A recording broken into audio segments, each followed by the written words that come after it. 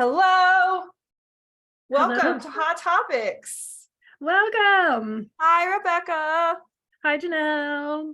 I was just listening. Sean's working on our intro and outro, and I was just listening to the song. So, like right before he came on, I was like, "Yes, this song is so upbeat and awesome." So, Getting in the groove of I'm it. sure you guys just heard it. So, I was just thinking about it.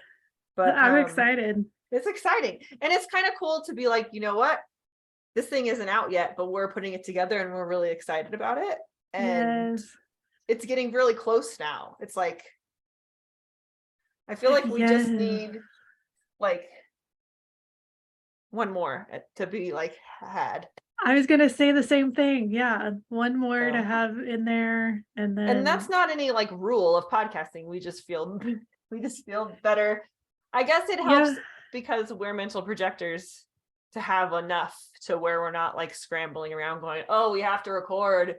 I'm stressed out. So Yes. Yes. Like having that flow and having some extra stuff in the background. yeah. And I like how we've just been very intuitively led on this whole project where it's like, oh wait, it feels like time to start now. We weren't Okay. even going to record this weekend, and you texted me like 3 days ago, and you're like, "Hey, this sounds like a cool idea." I was like, "Yep, we're doing this. Here we go." And so now we have topics. So that's kind of just how it goes. I mean, it's kind Yeah. of how it has gone with our conversations in general. Is one of us will say something, and we're like, "Oh, I need to talk to you about this." But now it's for everybody. And now we record it and share it with the Yeah, world. yeah. So if you're new to us, we talk about human design, but in a way to us that feels more expansive and more accommodating. And Mhm. we kind of will point out some stuff that we don't really like, or maybe that we don't really use on a day-to-day basis, or maybe pieces of human, for me, I'll say this, pieces of human design that I'm not really familiar with, and I'm just like, I don't care about that part. And I just keep going with what is interesting to me, because some HD people would say, well, no, you can't, like, there's not an order, but you Mhm. can't leave parts out. You can't say, I don't Yeah. want to do that part yet, or I'm not here right now. So, but for us, it's cool. Yeah, I feel like the experiment, like it's like a relationship with your spirit. Like, are you feeling drawn to study this thing and to learn this thing? Then cool. If it's because you're feeling drawn to it, then do it. If it's because you are trying to mentally figure something out and gain some sort of certainty because you think that that'll have all the answers and Mhm. life will be magnificent after that, then that's a different story. Yeah, yeah. I read something somebody posted about how, like, it's crazy to her that people will get hung up on like how to best express their Venus gate 54.4, and they don't even pay attention to their strategy or authority. They just get to like the minutia of this gate. I like the idea of this gate. How do I embody this energy? Mhm. Or how do I embody the energy of this center, because this is where my authority is, or this is where a lot of color and action happens, or I'm really defined, and that's going to be Mhm. my thing. We'll do that one later, but yeah, Yes, yes. And I totally agree with that, honestly. Like, I'm not too strict on rules, but I feel like you need to get in touch with your strategy and authority first, because it doesn't matter what Venus and Gate 54 means if if you're not attuned to your authority, yeah, if you're not yeah. attuned to your own energy. Mhm. And it's good to know, but it's got to be in context with all your other stuff. Right, it tells a Like, whole story. if someone just told me their Venus gate, I'd be like, cool. Like, what, I need more information here. Like, because there's so many ways that energy can be expressed or not expressed. The not self of that energy. What is it like if you're a projector or a generator or a 1-3, or like, there's so much Right, information that is right. needed And That is your I don't even center know what my defined? Venus gates are. You probably know what your Venus gates are, but I don't know what mine are Yeah. off the top of my head. Yes, I do. Well, because I know, so Venus, it talks about values, like what you value in life, right? And then mine is in gate 50, which is the gate of values. Oh So yeah, we have the same, I think. yeah. And so it just cracks me up. I'm looking it up but I'm pretty sure we had, because I have gate 50 as well. And I remember we had like a similar thing, but it's also very much Rebecca's energy to have this information and for me to just go, I don't really care about that. Like Yeah. if I need to know that, I can look it up. I think that's how I feel about a lot of things. Like when I need the information, I can get it. And Right. you are like, I have the information. Right. Yeah. So you have 50 in both Plutos. Oh, that's what it is. Yeah. So And my your Venus is 46. 46 on both sides? No, No, 46 that's and your 40. conscious Venus. Yeah. Okay. Sorry, we're going off a little bit, but 46 is, I didn't. That makes so much sense. I have a lot of stuff happening in that area. But yeah, so just like how you heard with us, it's fun to be like, oh, what's my Venus and what's my this? And it can be helpful, especially when, as Rebecca said, Venus is about values. So this is what this is about. But that's because she's interested in those things. And so she learned the correlation. And I just let her tell me the correlation. And then I go, whoa, that's so interesting. And it does help a lot when you give me those like little things, but it wouldn't mean anything to me if I didn't have all the other background stuff. Right. Have all that into it. I remember the first time someone told me, because my sun gate is gate 47, and she's like, just lean into gate 47. It's like, you're making zero sense right now. Like, what? I'm the same with gate 1 because it's creative self-expression, and I have a really hard time with like figuring out what that means for me. So when people are like, that's your, like, really get into that, I'm like, then my mental projectorness is like, well, how, what are the steps? How do I figure out how I'm creative? So it just turns this thing on where it's too vague. It's almost like it's too vague of a suggestion for us in our undefined minds or undefined crowns. And our undefined bodies, like we don't have anything connecting us to our body consistently. So asking us to do that is a little weird. Like I feel like it's easier for me to say like, oh, I can connect to gate 47 because it's coming off my defined ajna, and that's like where all my definition is, right? But for you, you have it in your undefined G center, and it's like, just listen to your body. Like, well, with my like body a lot of other stuff too. Yeah. So there's a lot of voices coming from that area too. So many voices. Yeah. Like I'm magnifying my environment. So which voice am I supposed to listen to? Like it's really weird at first. Yeah. All the conditioning. Yeah. And it's not like we're trying, I'm glad that you snuck that word in real good. You're so smart. We're not saying like this is like a downward spiral of like, oh my gosh, well, what do you do with all these pieces and parts and blah? We're fascinated by it. So I feel like you and I can talk about it now with a little less like terror and fear of like, oh my God, what does this mean for me? And it's more like, what does this mean for me? Like it's more of an exciting thing because, well, for me anyway, it's not as scary to think about, because the mental projector energy, like when you think about all your parts, everybody's is very unique, but ours I feel like is so outside of the box. It's like, how do I get over there? And so I used to be freaked out about going over there, and I'm like, no, I'm cool in my little caves box. No one can mess with me. And now I'm like, I want to get over there, even if it's kind of scary. I think I want to be over there. So that might happen for a lot of you when you see your design and you're like, oh, like I've been spending a lot of energy and a lot of time trying to make this thing look a certain way, and now you're telling me that I don't have to work that hard. And I feel like that's a lot of people learn that with their energy when they learn their human design, even if it's different than how we learn it. There's parts of it where you go, oh, I'm working too hard in this aspect and I don't have to hold on so tight. Like, cool. For us, it's a lot of places where you're like, oh, I get to let go like everywhere. Neat. But I think I know. everybody holds on a little too tight or tries a little Yeah. too hard. And once you learn your design, you can see a little piece and you're like, ah, crap, I don't even need to worry about that. And And it's it not, is so weird. Well, yeah. like the image you're talking about holding on tight, like I know, like I felt that so much in the past pre-human design. And Mhm. it's like, you know, when you squeeze your hand really tight and then you have a hard time opening it because it Mhm. just kind of gets stuck there. And so I feel like it's like this slow opening, like, but I Yeah. can't open my hand because then I will No, die. I can't let go yet. Yeah.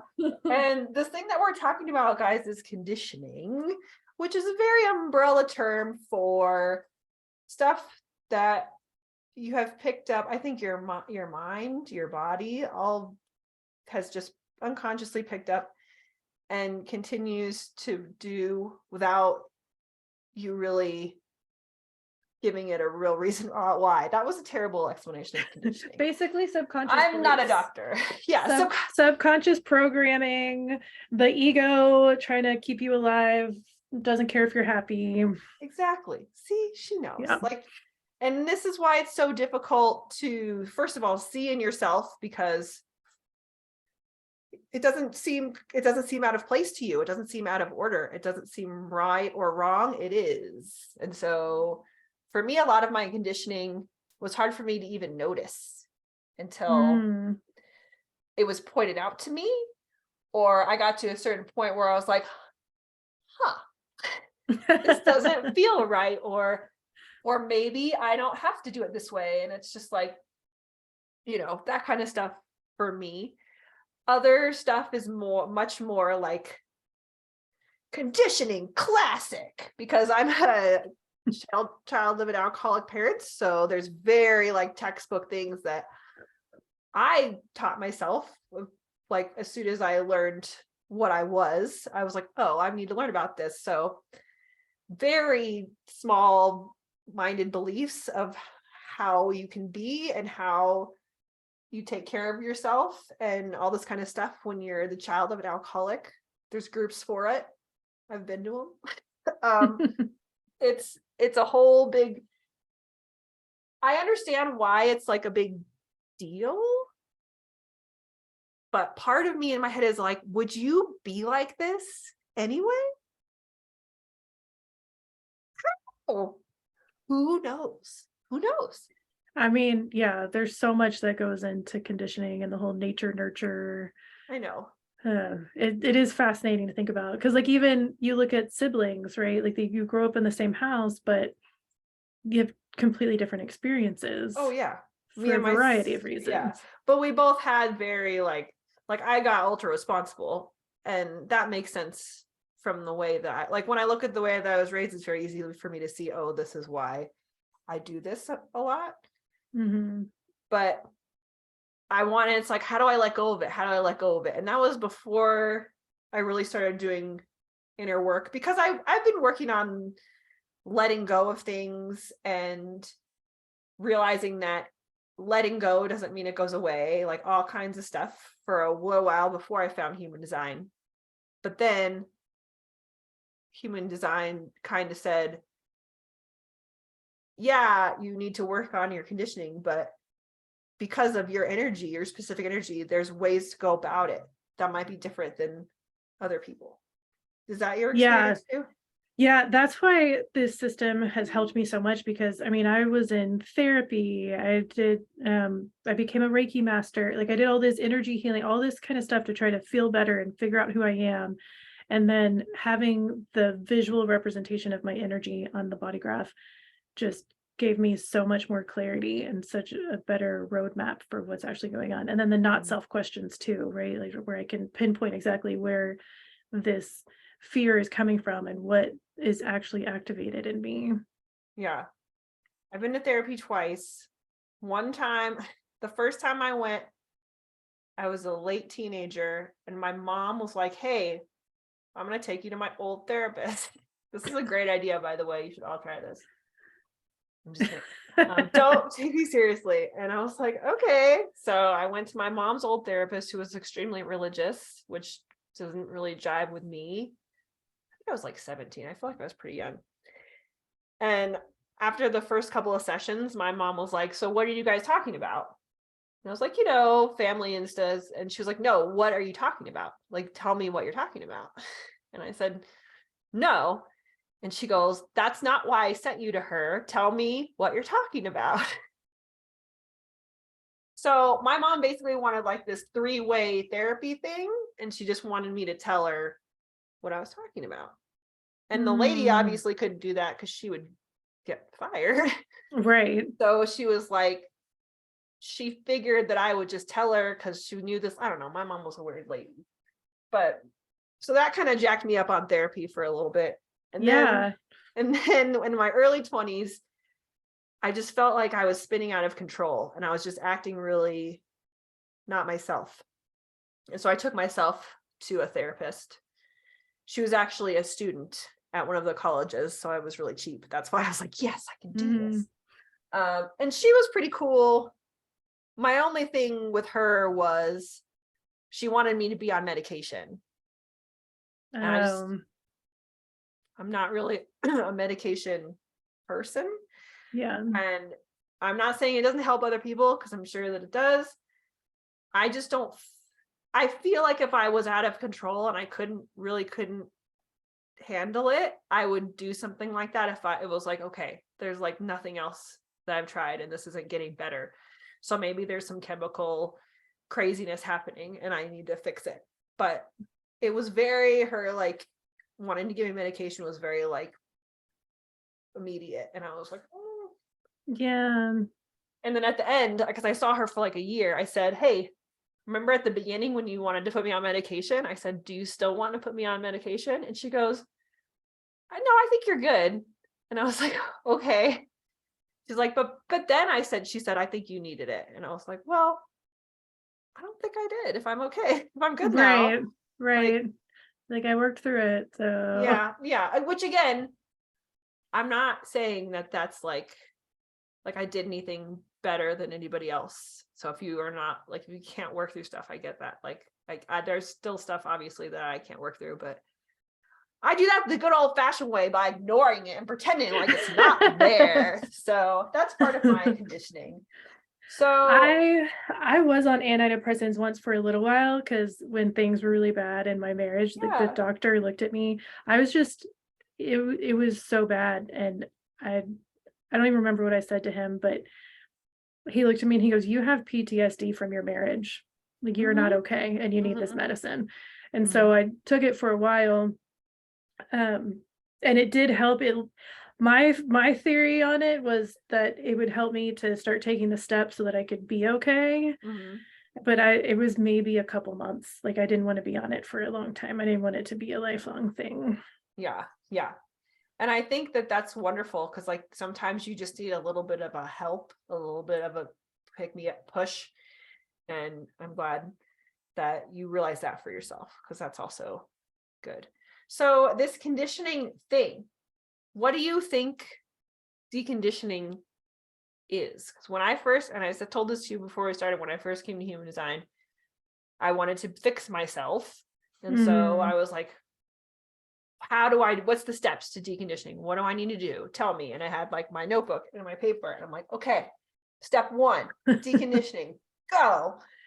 And no one would tell me. And I was like, why are people just saying strategy and authority? And in 7 years, you'll know. And like all this other BS. And you're a projector. You bring it, you attract it to you. You're attracting it right now. Like, come on. All that stuff that was just like, it's not helpful when I was asking the wrong question. I needed someone to say, you're asking the wrong question.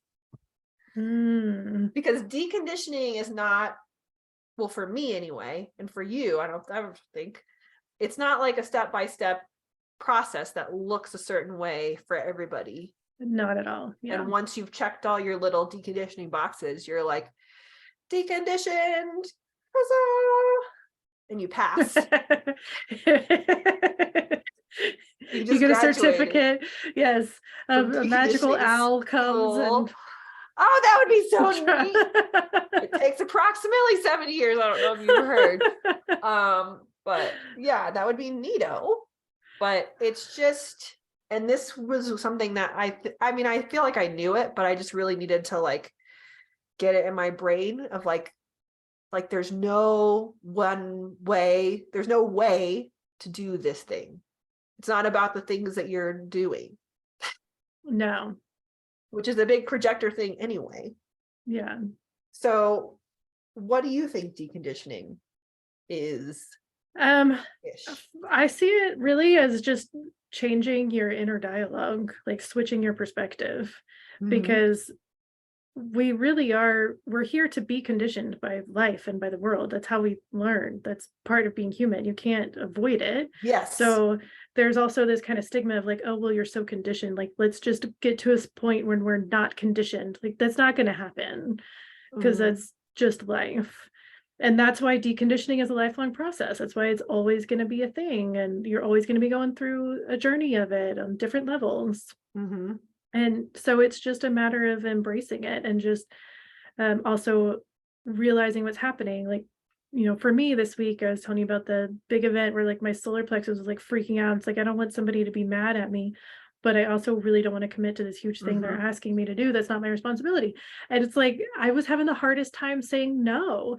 And so because I know what I know about my design, I like stopped. I'm like my solar plexus is freaking out so much. I cannot think for myself right now. So I'm going to go find somebody who will tell me to go say no. Like I need to go soundboard with someone who is strong. And she did great, right? But whereas before I would have just been like undefined heart, like I got to prove my worth, and I'll do it, I guess. You know, undefined spleen, like we got to do this to be safe and loved and everything. So like I could see that now, though. I'm like, okay, here's what's happening. So I'm not gonna let that be in charge. And for everyone listening, Rebecca deals with this person on a regular basis. So it's not like she just said no and never sees this person again. Because that's, to me, that's pretty easy to do. Yeah, that's Rebecca deals with this person on a regular basis. I'm not trying to freak you out. I think that what you did was the best thing ever. But I think seeing her on a regular basis is going to be even better now, because if you said yes and you did it, you would resent her. But because you said no, it's just like, but you're still you still have your it's like your boundary is still there. It's like, it's a little uncomfortable, but I said no and I didn't do the thing. So, and I'm still here, she's still here, like everything's okay. I mean, she's not going to be there for much longer because she's going on maternity leave, but well, like, and I'm still nervous, like what's going to happen next week, because I haven't had a chance to talk to Adam, all this stuff, right? So there's like part of me that's like, blah, it's gonna blow up in my face, everybody's gonna be so mad next week. But you know, that comes from, it also like popped in all these old stories of times that I did say yes to really big things that I didn't want to because I was terrified, and just all kinds of stuff. And so that's the beauty of it, when you get curious about what's going on in your system, and when you just move into observer mode and not judgment, then you get to see why you're reacting this way, and what's actually going on. And that's the conditioning, right? Like these stories and the meaning we made of these stories, that's the conditioning. And so that's the deconditioning, when you can observe the story and say, oh, here's what's happening. Like, I'm afraid because there was this one time when I was 5 and this happened and I made it mean this or whatever. And so the deconditioning is separating yourself from that story. I love that you said too that we're always being conditioned by life. It's not like conditioning is bad and deconditioning is good. Like neither of them is negative or positive or any of those things, because as you've just stated, you're constantly being conditioned in your life by the things that you consume, by what's happening around you. Depending on how open you are, you might be taking in more energy than others. It's a whole thing. So it's more about learning from and observing it, just as you said, having an awareness, having compassion for yourself when you follow your conditioning patterns over and over and over again, even though you told yourself, if you're 3 lines like us. I'm never going to do it like that again. I noticed I did it like that, and I'm not going to do it like that again. Surprise, yes, you are. And you're going to see it happen as you're doing it. And you're going to be like, no, but it's already... And that's the key. That's the gold, is that you're seeing it. as it's happening. You're not trying to like stop things from happening. You can't stop time. You can't stop the world from spinning and changing things all the time. So we're just kind of here to roll with it. And yeah, well, and that's the thing, like when we look at the undefined centers where we have the most potential for conditioning, it's also where we have the most potential for wisdom. Like we can't gain that wisdom without being conditioned by the information. that's a very So third line thing to say. I love it. We can't be wise without falling off the horse 10 times first, which is very true. Or And even in the one line sense, right? Like you have Yeah. to read about stuff, you have to absorb yourself in the information, and that's conditioning you. yeah. And you can be conditioned in your defined centers too. In fact, you are. We're conditioned in all the centers. It's just, it's a different thing. Well, for me, the conditioning of the undefined centers feels so much more like dramatic and intense, and it's because we amplify the energy. So I feel the amplification in my body, and that's when I'm like, oh. But the undefined center or the defined centers can really condition you too, because as I told you, growing up as like a teenage, tween, teen, whatever, I really put a lot of emphasis on being smart and logical, and like all your choices and decisions, the best way to get through them is to be as logical as possible. And anything that wasn't logical did not need to be considered. And that's very like define ajna gone wrong. Like it's like, whoa, like it's created a monster. Like that's that's the defined ajna conditioning, or not self, is a lot of times can be swapped with conditioning a lot of times in human design, saying pay attention to this, like this is what tells you. And this is where I got real tripped up at first, but now I'm happy about it with mental projectors, is that's our name. That's the only thing we have defined and in common altogether, but it's not the thing. Yeah, that's a trippy part though. I remember I was really bitter about it first because all the messaging is like, don't make decisions in your mind. Don't be in your mind. Get out of your mind. Get in your body. Oh, and by the way, you're a mental projector and the only thing you have is your mind. Like, what the? It's the only thing we have in common. It is a sick joke, people. Yeah. All things mental project. The only thing all mental projectors have in common is the defined ajna. It's the only thing.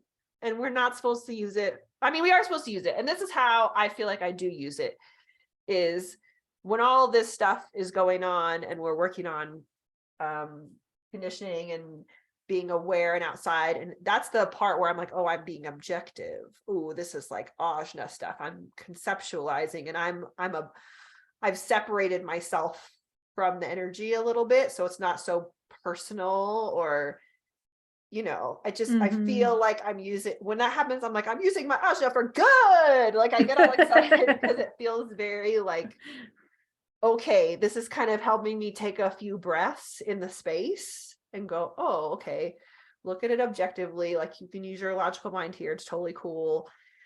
And I feel like it gives me some time to like take a few breaths and get out of the emotional part of it, or the anxiety, which is from my undefined crown, I feel like a lot, or my root, as we know, I get.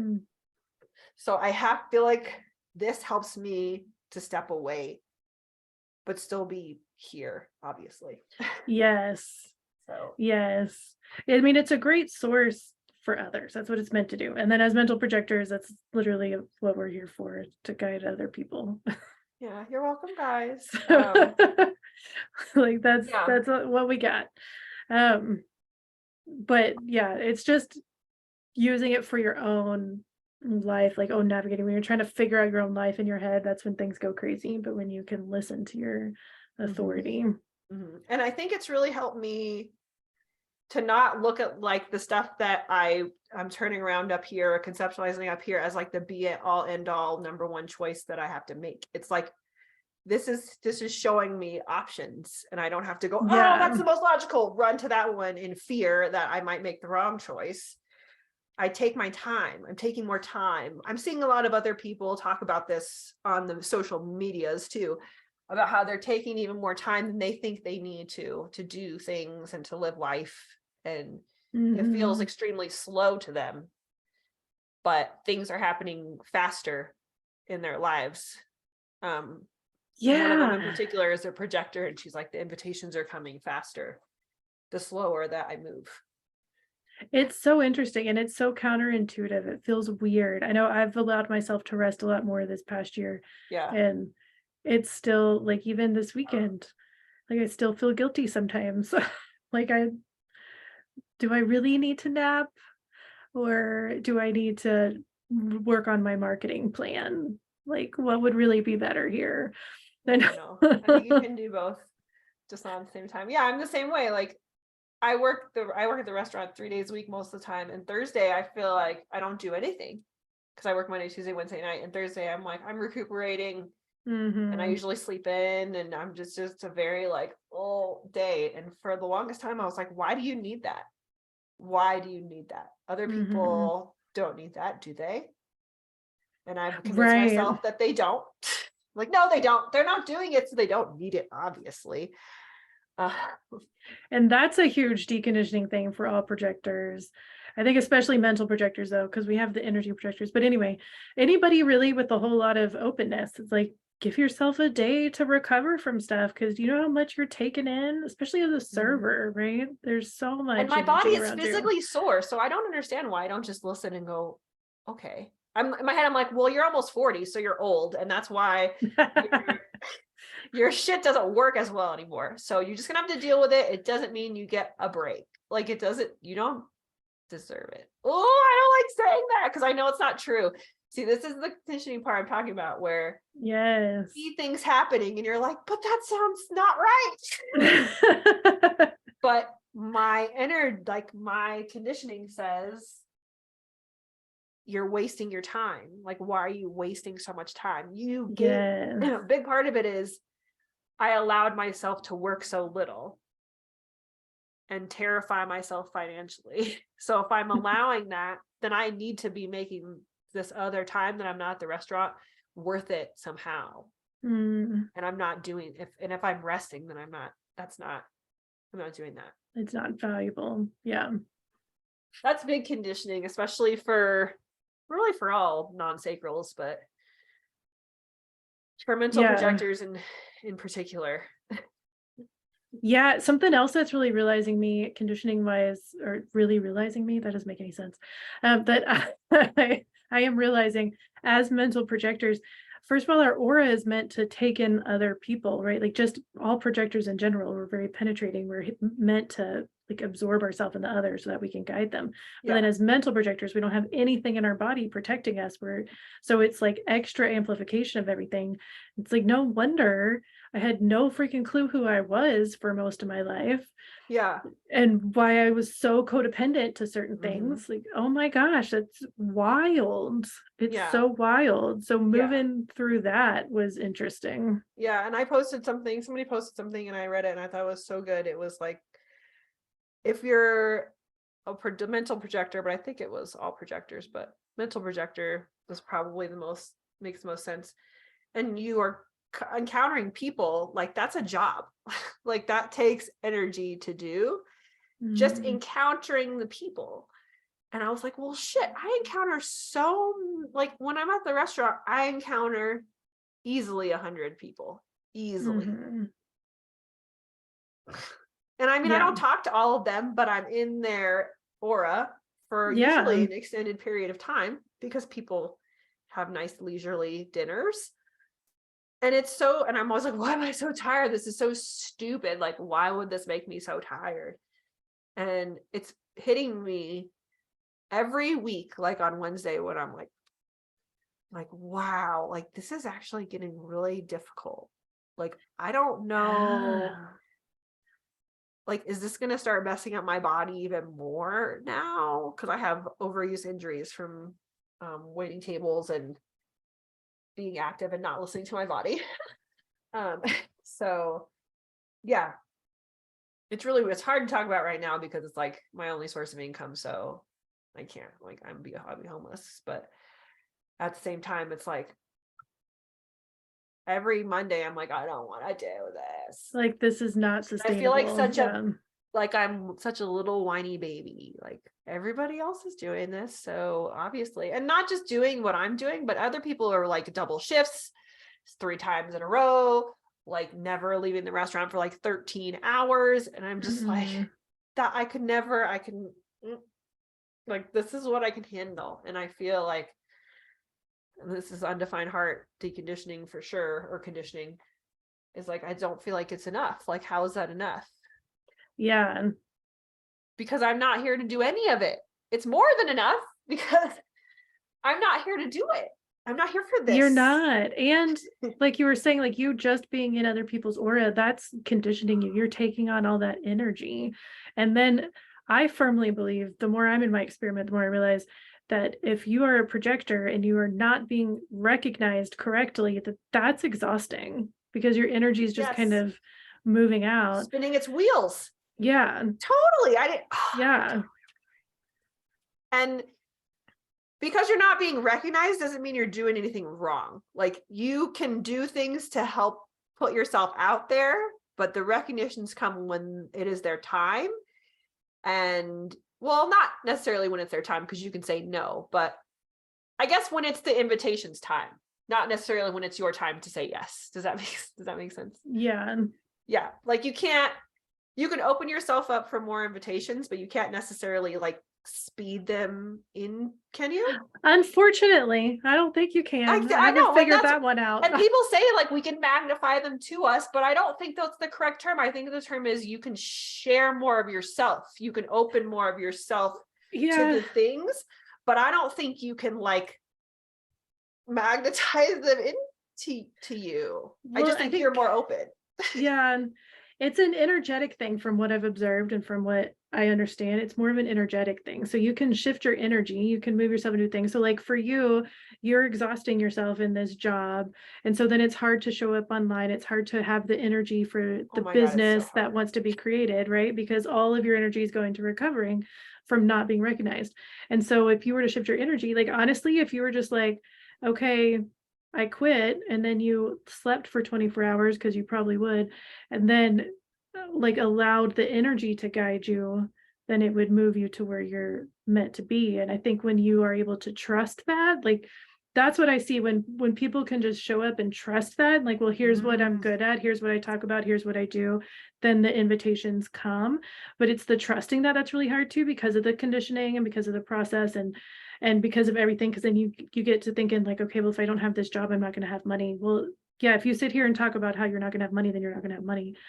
But yeah, it's a whole energetic thing that I've been really observing and studying. It's very fascinating. And so I do see how you can amplify your opportunities for invitations. I don't know how you shift it. Like, it doesn't, but that's the thing. It's an energy thing, and that's it. It's a nervous system thing. Like, and especially if your nervous system has been traumatized, like I think both of ours has, because of our openness and just because of life things, it's hard to rest in that. You have to have that time of nervous system transition.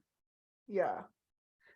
I feel like maybe I should have done that, or maybe I did do that during COVID when we couldn't work for 3 months. And that's probably what has started this whole like, this place is crazy. Yeah, for sure. Because you had a break from it. What did you do during that time?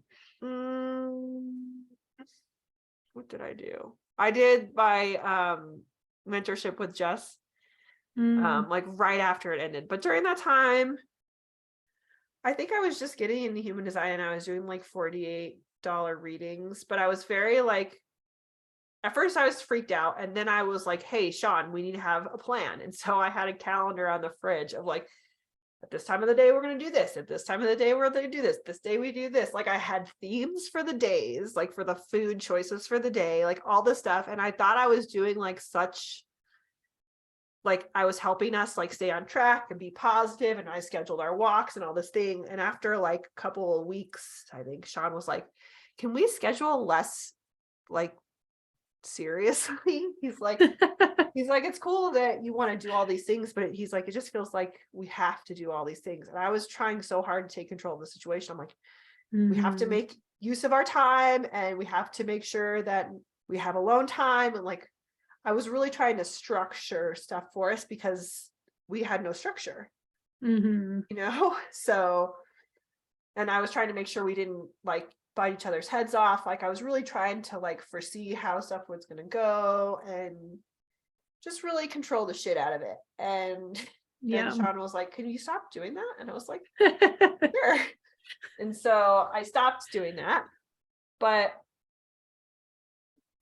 it's weird because I don't remember exactly what I did. When people talk about it, I go, I liked it. I remember liking it a lot. And I remember getting up without an alarm a lot and going to sleep kind of at like a semi-regular time and not needing as much sleep as I do now. I remember that. But I also had the whole energy of quarantine and this new crazy thing. So it's hard to like judge because we're watching shit on the news and like all the stuff that was jacking with my adrenals and my energy anyway, just like freaking me out. And like this, so I feel like if I was able to do that during not a worldwide pandemic, I mean, I know we're still in it, but not the beginning, like, oh crap, like it would look different, it would feel different, it would be different. But I do remember absolutely loving not having to go to work. Like, oh yeah, just give me all the unemployment. I was making more unemployment than I was working. It was insanity because we were getting like COVID extra payment. Yes, I remember that. Well, like was, for me, I have kids, so they're like, oh, here's a family thing. You're okay. And it just started showing up. I was like, oh, got it. And then it just went away a year later. I'm like, you guys. Yeah, it sucks, man, when they take it away. But when it was real. I remember being like, oh my God, like this is what it must be like to have money and not have to have a job. Like, this is crazy. Like, and it was nice. But like, I knew I was going to go back. Like, I knew I was going back, first of all. Yeah. And again, we are going through a crazy time in the world. So, but yeah, I often think about like what would happen if I had, and then we had time off again recently. I had 2 weeks off, but half of that time I had to drive over an hour away from my house to go to stupid training, and I didn't get paid for the travel, and I was super pissed off. So I was still dealing with them, and I was super stressed and sitting in traffic. So it's like I've had times where it's like kinda, but then something else comes in and is like, ha, like you can't get away from this place. What? And so I worked there for almost 9 years, for people who don't know. But yeah, it's one of those things that I'm working on. I've gotten really good at compartmentalizing it. Like, I don't really think about it when I'm not there at all. Like, I forget sometimes that I work there. And then when I am there, it's very detached. Like, nothing really bothers me. I think I've said this before. So I think that's good because I feel very detached from it. And although I would freak out if like something happened, they're like, you're fired, or if I quit for some reason, I would freak out. There's also a part of me that would like jump up and down for joy, but I'd have to make sure I wasn't going back, because that's really like, I feel like I'd have PTSD from that place. I've never eaten there, ever. I've never gone there when I didn't have to work, ever. Do you bring home food though? Like if there's, okay. That place does not come here. Ever. Yes. I'm very separate. I don't have friends at my work. Like, I don't see them outside of work. I don't talk to them. If people text me like about shifts or whatever, I'm like, I don't even answer half the time. I just delete it because I'm like, this place doesn't exist when I'm not there. It does not exist to me. I don't look at the schedule. I don't look at anything. It doesn't exist. And it helps me. If you're asking how to decondition, this is how I work on it, is having those energetic boundaries. Yeah, but like getting really serious about it, because first of all, I have to, because if I let a little bit in, I'll let a lot in, but also I don't like it. Like, I don't like the way it makes it feel to think about the restaurant. I don't like anything about it. So it's very easy to be like, you know, we don't live by it. So I don't have to like, I don't see people. I'm just in my own little cute town and they're over there.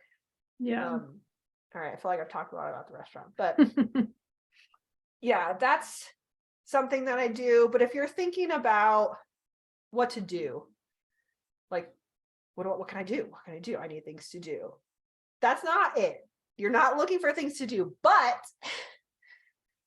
if you're thinking about things that might give you space in between your conditioning and your action, or like the way you're thinking about yourself, oh, this is really negative. This is really, I need some space from this.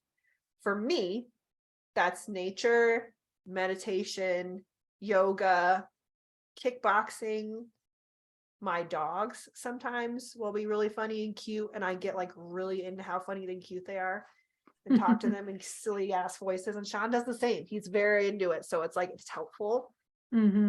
Baking is very helpful, and cooking in general is helpful to me.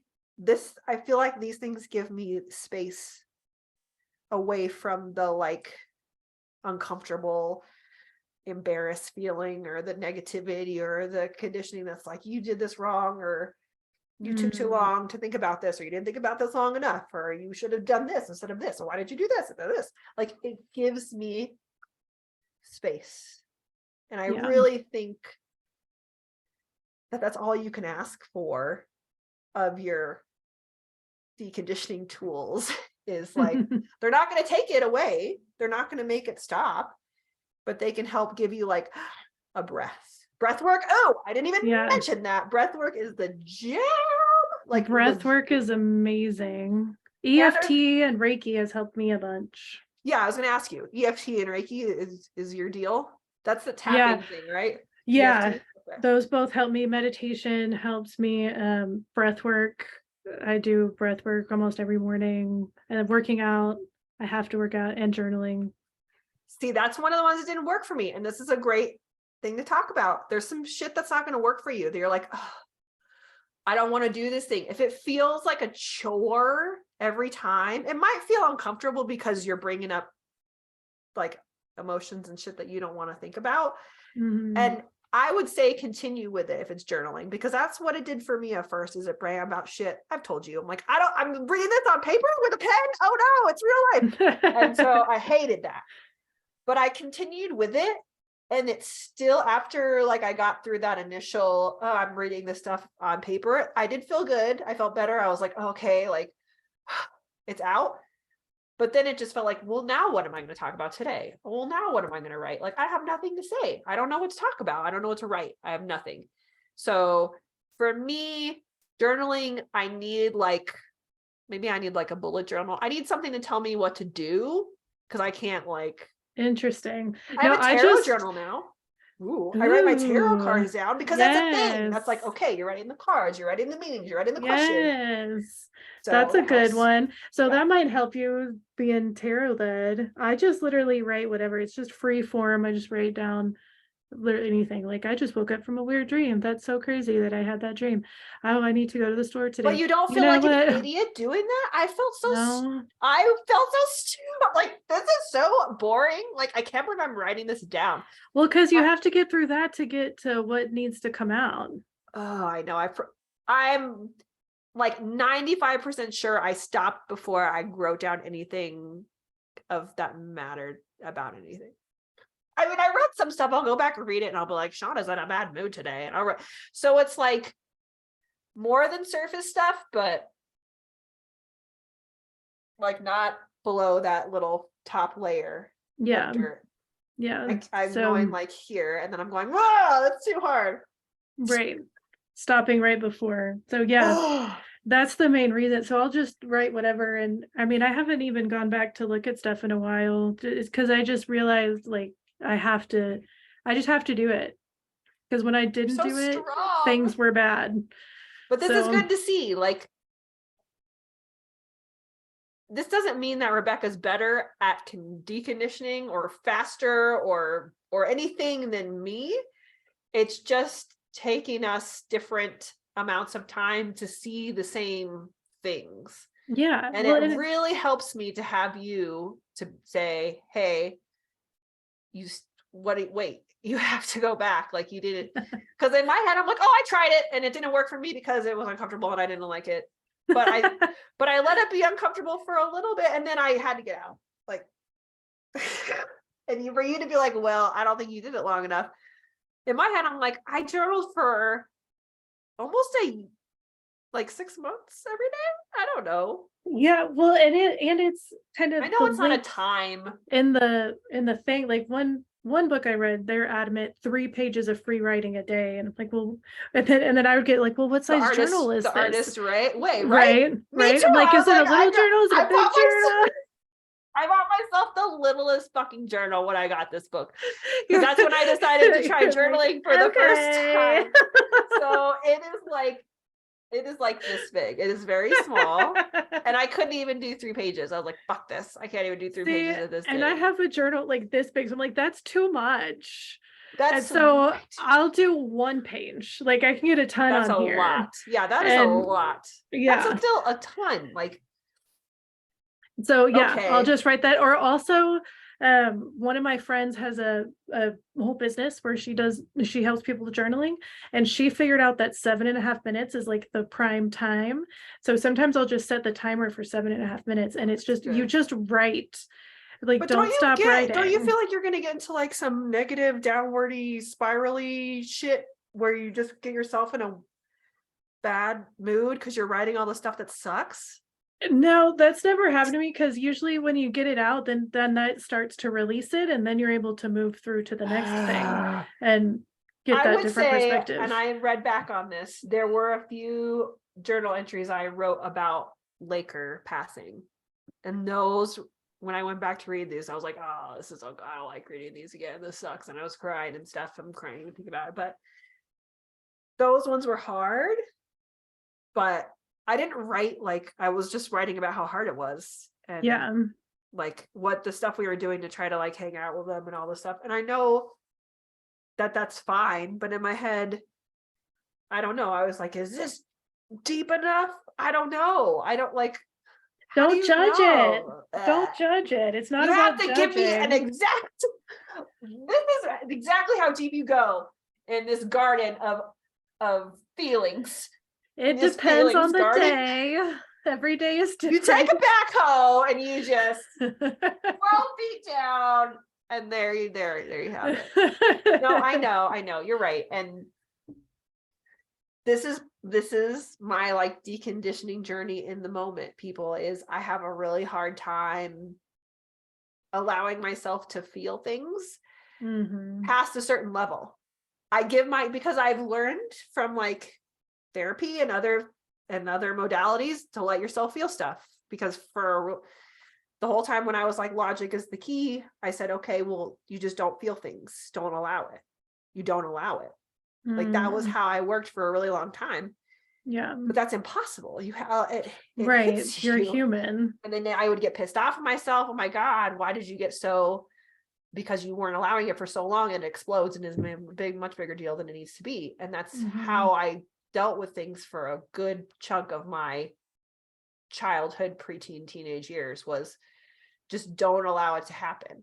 I remember when I first like read or like learned that you're supposed to like feel the feelings and feel shitty and uncomfortable for however long that lasts, and then it goes away. I was like, what? It like, I was like, wait, so I'm allowed, this stuff is normal. Like everybody feels these things. I'm not like an insane human being. And then they're like, no, people feel way crazier than you do. And you're supposed to let it. And I was like, I'm just supposed to let it. And it was like, this was in like my early 20s. Like it took me a while to like realize that you weren't supposed to actively push down emotions and just like that wasn't a strong thing to do. I always knew it was talked about as like not the best, but I thought it was like what you did if you were a strong human being. Right. Push them down. Right. Because they are not important. And I've gotten to the point now where I'll allow myself to feel things to a point, but I control it. And then I go, okay, that's enough thinking about that. Go use your other methods of focus, pulling, cook, clean, walk, the things that are helpful for me. I use them as distractions so that, because the time is up. I've decided I've taken up too much time thinking about that thing. So it's gone now. Yeah. But is it? No, and I'm almost 40 and I can't, like, this stuff still is like, Well, because it's hard. I Like, know, I but get in my head, I'm it. like, I thought I was doing such a good job. I let myself feel feelings, and it's like, but are you though? Are you? And it's like, I guess. So I'm gonna work on feeling my feelings, I guess, for a really long time, guys. So that'll be real fun. Well, like my whole thing this week on Friday, I came home. It was literally 24 hours. Like I would tried all my things. Like, I don't know, it's just still happening. So I just kept it going. And then it just dissolved. Like, that's way more than 90 seconds. The books told me 90 seconds. Yeah, I agree. And sometimes I like that you said that. Sometimes your stuff doesn't work. Like everybody has things that make them feel better, like self-soothing things, good, bad, whatever you want to call them. Things that automatically make us feel safe and better and familiar and all that kind of stuff. And sometimes it doesn't work. And you're like, ah, shit, I'm doing it wrong.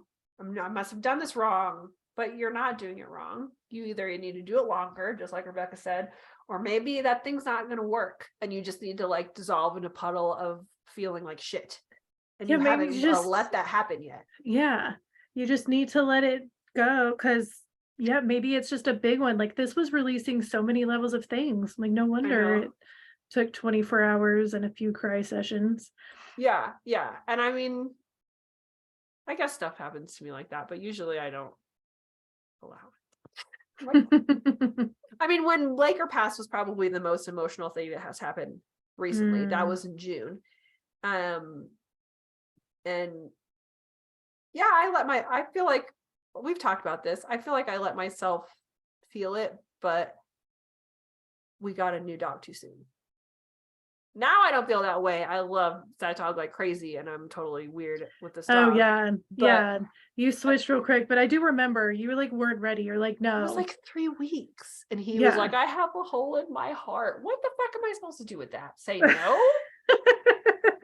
So this is a perfect example of where I probably should have done something like what you did, but instead I was in a place of still kind of sad, and it's his dogs like before we met, and it was just this whole, so I was like, I think I have to do this even if I'm not ready. So I'm not saying it was the right or wrong choice, but I'm saying I could have allowed myself to feel into it more before I was like, oh God, like this is what he needs. We have to do this now. Like, because in my head I told myself, I'm like, because you're really strong, Janelle, like you're really strong. So you got this no matter if you don't think that you do, which is helpful. It's helpful to pump yourself up if you don't think you got it, but there's a lot of different ways it could have gone. And I didn't really allow, I was like, no, he's in a spot. So we got the dog. And like I said, he's great. And it worked out. Yeah. And that's another thing. Sometimes you're going to do stuff that goes against your whole design or your whole like working with your conditioning and all that kind of stuff. And you're like, no, I'm not going to do that today. I'm just going to go against it. And okay, it's going to happen. I think for me, it happens more often because I don't like to see the stuff I'm supposed to be dealing with. So I revolt against it and say that that's me doing work, but I'm working on it. We're working on it here. Yeah, it's all a process. We're all human. Yeah, and just as Rebecca said, you don't get to the end of something that has conditioned you your whole life just doesn't stop stop getting bothered by it, or it stopped triggering you or whatever happens. Like it just doesn't, like it's always there. But there are certain things. I used to be really, really, really shy as a kid, like super shy. I didn't like Mm. to talk. I didn't like people to notice me or see me. And now I could give a shit. Now I make Yeah. YouTube videos, stories. I don't care. My job is talking to meeting people all day. And while energetically I don't care for it, it doesn't do what it used to do to me, which was scare the shit out of me, frighten me, Mm-hmm. make me nervous. My voice wouldn't work, sweating and all the deals. But if I had to stand up in front of people and talk, as long as it wasn't like get up there and talk about something you don't know anything about, but if I had to, I'd be cool. Like, okay, let's talk. I got this. I'm not, my like stage fright and my social anxiety is way, now it's just how much energy does being social take out of me. Yeah. It's shifted to a completely different thing.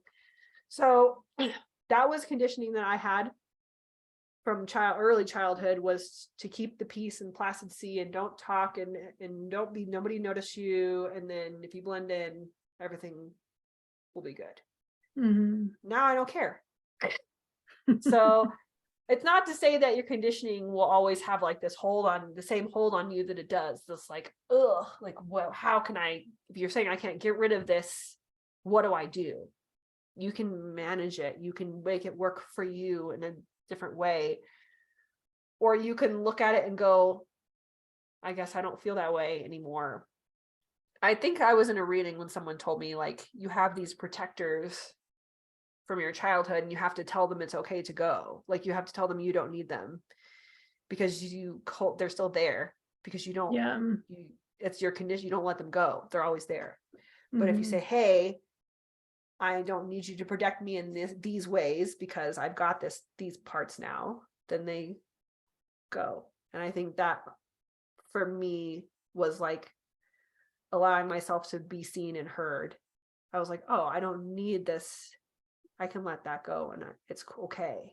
Like, nothing bad will happen if people hear my voice or see me, even if I do something weird. Yeah. So yeah, I think we've covered a lot about conditioning and deconditioning and all that stuff, but it really makes you, for me, it makes me feel stronger each time. I'm like, oh, like I see this now. I see this thing in a different way. I gave myself Mm-hmm. space to see it. And so it's just about awareness. Yeah. That's the Anything main else you thing. want to say? I don't think so. All right, cool. Well, thanks for listening to us, everybody, and we will catch you later. Bye.